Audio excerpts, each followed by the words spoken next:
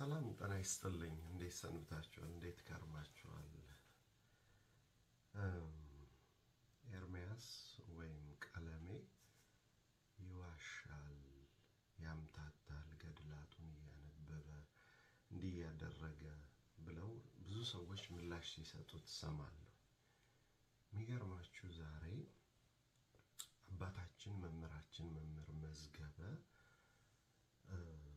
ያስተላለፉት አንድ መልእክት ነበር በእግረኛው ሚዲያ ላይ ስለ ኒቂያ ጉባኤ እና ማብራሪያ ሲሰጡ አባታችን ምንድነው ያሉት?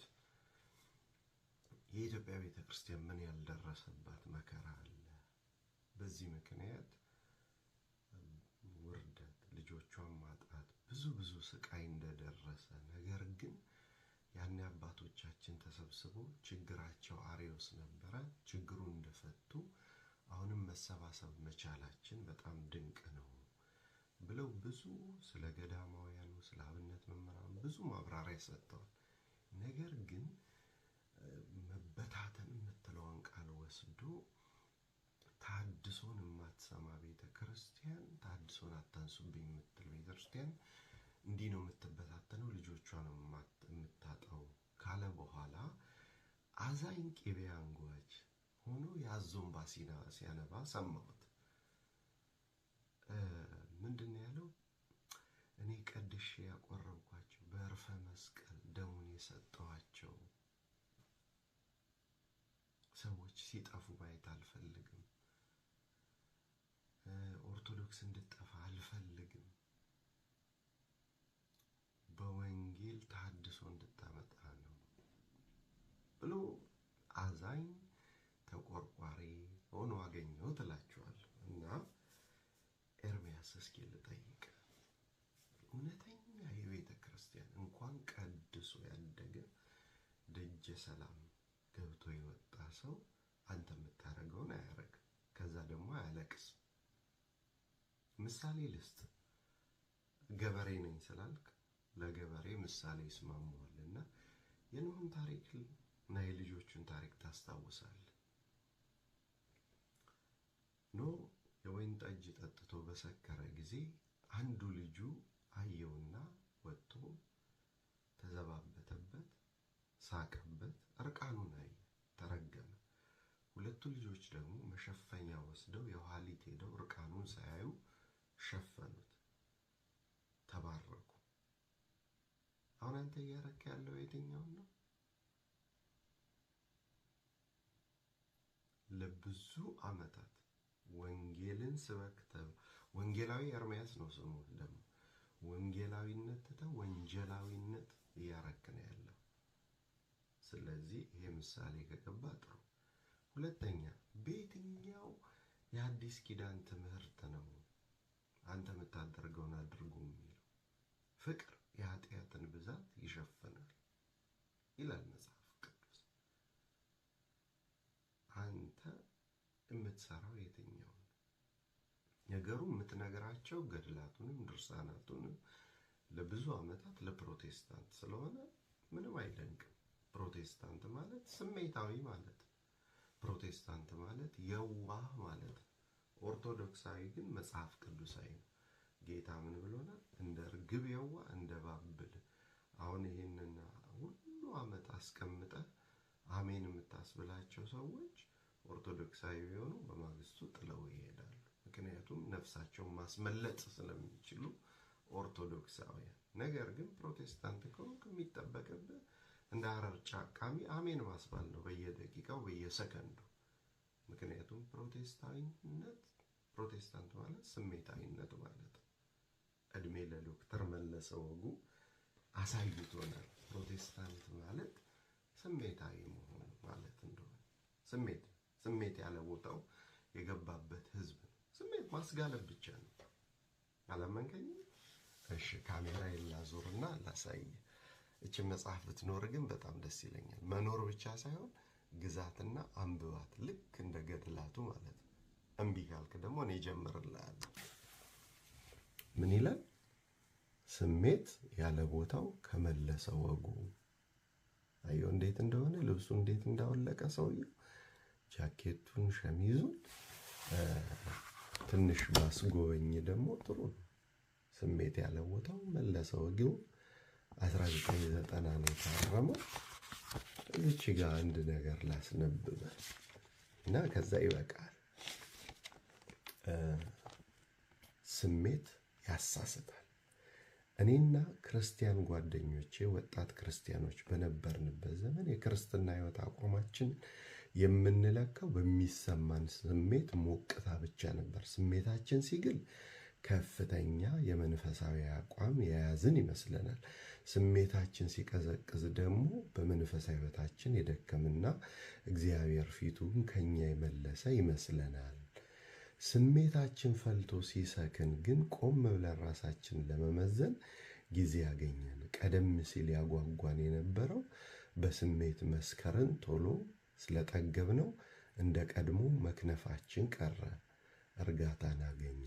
ስሜታችንን መቆጣጠር ባለመቻላችን የተነሳ በእግዚአብሔር ቤት ውስጥ ያበላሸናቸው ነገሮች ሁሉ ወለል ብለው ታዩ። ከዚያ በኋላ አንዳንዶቹን ለመጥቀስ ይላል። ልጥቀስልህ ትንሽ ተዝናና እንጂ። በስሜት ስንግል አለ አንዳንዶቹ ሲጠቀሱ ማለት ነው።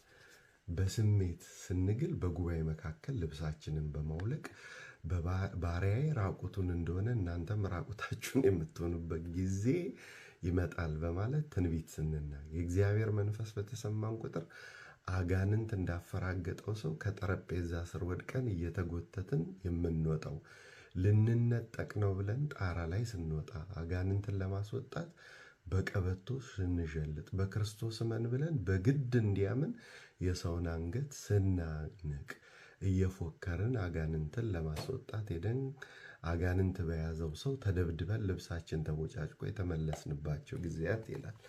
ስለዚህ እችን ያህል እንትን ካልኩ ይበቃልና ለማንኛውም ሁለት ጥቅሶች ልስጥ። አንደኛው የሐዋርያት ሥራ ምዕራፍ 24 ቁጥር 16 እሱም ምን ይላል? እኔ ግን ሁል ጊዜ የምተጋው በሰውና በእግዚአብሔር ፊት ነውር የሌለበት ሕሊና እንዲኖረኝ እተጋለሁ። በማና በማን ፊት? በሰውና በእግዚአብሔር ፊት። ነውረኛ ሕሊና ከየት ይመጣል ሲባል አንተ ከምታደርጋቸው ነገሮች ከሰው ላይ ስህተት ቁጭ ብሎ መልቀም ለዓመታት እንደ ስንዴ ከስንዴ ውስጥ እንክርዳድ እንደሚፈልግ ቀና ሰው ግን ምን ያደርጋል መሰለ? አባቶቼ ወንድሞቼ ይህን ነገር አብረን ብናየው ብናስተካከል። ግን ያው ከኦርቶዶክስ ቤተክርስቲያን የምትወጡ ሰዎች ለመነገድ እንደሚመች ተገፍቼ ወጣው ትላላችሁ። ስለዚህ ነውረኛ ሕሊና የሚመጣው የሰውን ውድቀት ከሚፈልግ ሰው ነው። አቤት 10 ዓመት ወንጌል ሰብከ ያልባረከው የለም አንተ ለካ እንደዋዛ መቶ ስንቱ ረካ።